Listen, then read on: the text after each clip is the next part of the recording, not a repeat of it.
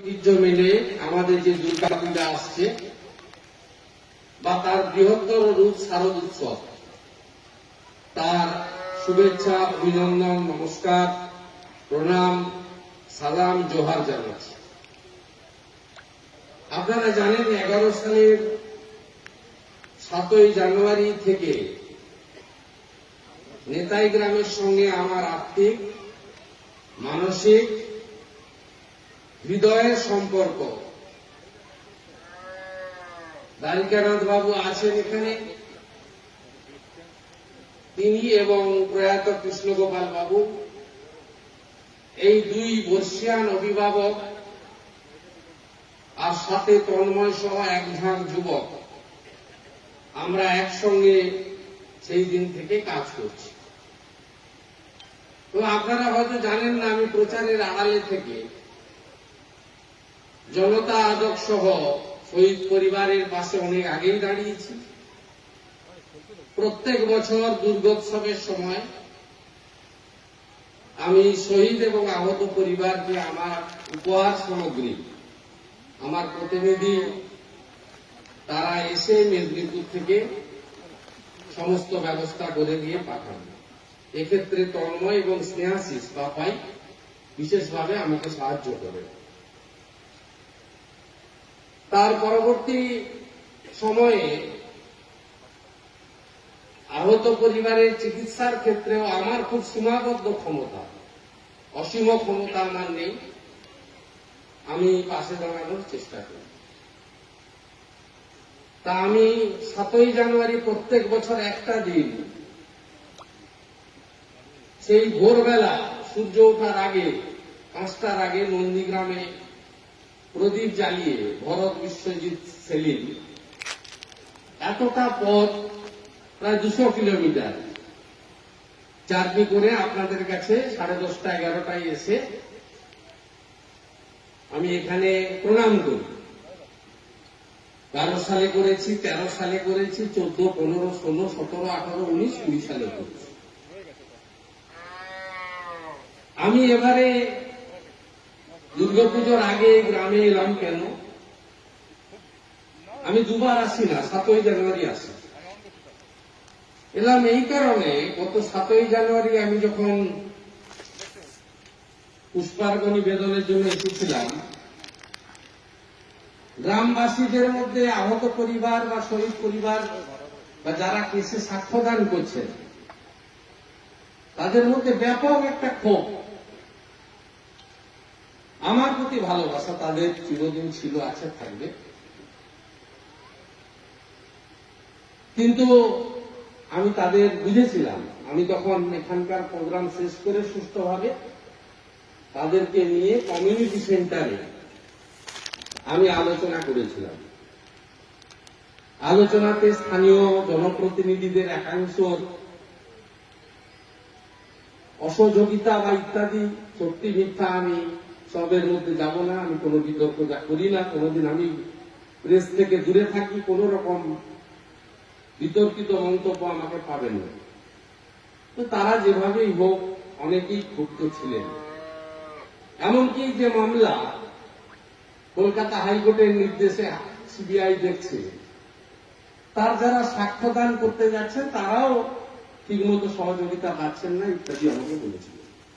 আমি তাদের তখন বলেছিলাম, আকাশের চাঁদ আমি তোমাদের হাতে ধরিয়ে দিতে পারবো না, ঘরে ঘরে চাকরি, লক্ষ লক্ষ টাকা, বড়লোক ইত্যাদি করে দিতে পারবো না, কিন্তু ন্যূনতম যে সহযোগিতাটা করা উচিত সেটা আমি করব।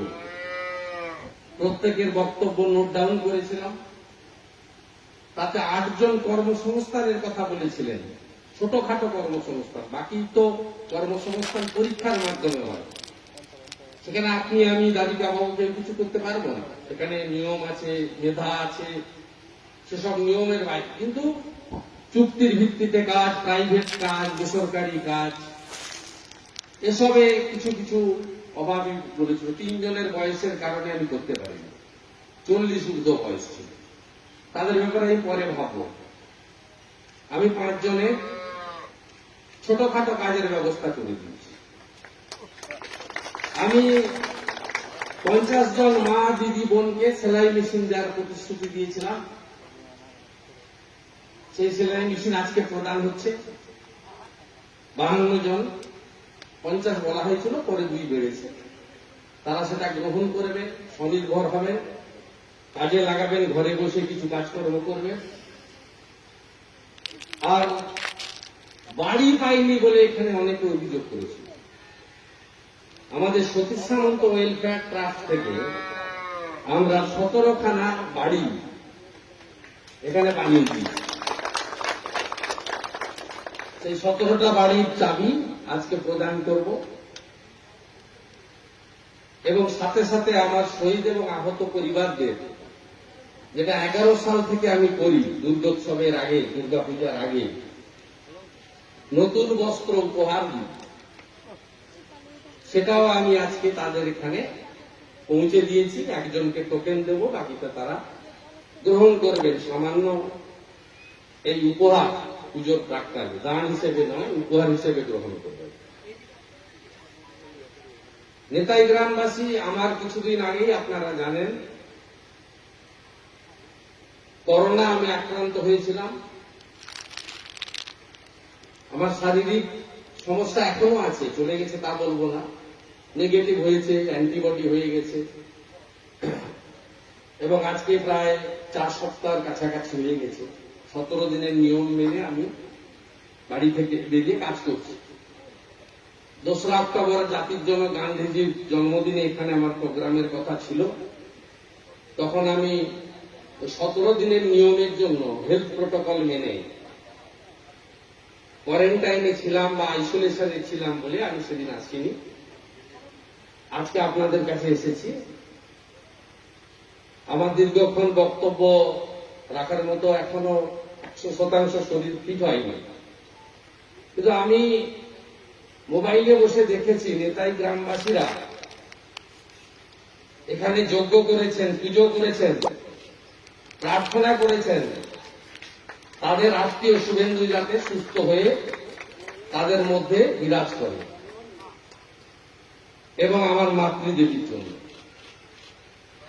আমি আরেকবার আপনাদের সবাইকে প্রণাম নিবেদন করি। সবাই ভালো থাকবেন।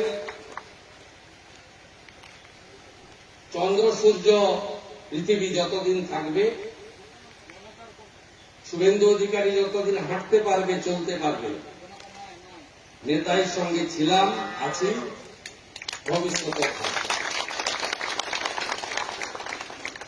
আর আমাকে আমার লক্ষ্য থেকে, আমার কর্মপদ্ধতি থেকে, আমার দায়বদ্ধতা থেকে কেউ সরিয়ে দিতে পারেনি, ভবিষ্যতে। আমরা সেই সমস্থানে কে আমাদের বাঁধবে, রইবে যারা পিছুর টানে, কাঁদবে তারা। সবাই ভালো থাকবেন। আপনাদের সকলকে অভিনন্দন জানিয়ে জগৎজননী মা দেবী দুর্গা তিনি আসছেন। এবারে আপনারা উৎসব নয়, পুজো করবেন। মুখে মাস্ক লাগিয়ে, হাতে স্যানিটাইজার দিয়ে, স্বাস্থ্যবিধি মেনে মাকে পুষ্পাঞ্জলি দেবেন, প্রার্থনা করবেন যত তাড়াতাড়ি পৃথিবী করোনা মুক্ত হোক, ভ্যাকসিন আসুক, আমরা সবাই আগের মতো মেলামেশা করে একে অপরকে নিয়ে সবাই যাতে আনন্দে বেঁচে থাকতে পারি। জগৎজননী মা দেবী দুর্গা যেন আমাদের সেই আশীর্বাদটুকু করেন। সবাই খুব খুব ভালো থাকবেন।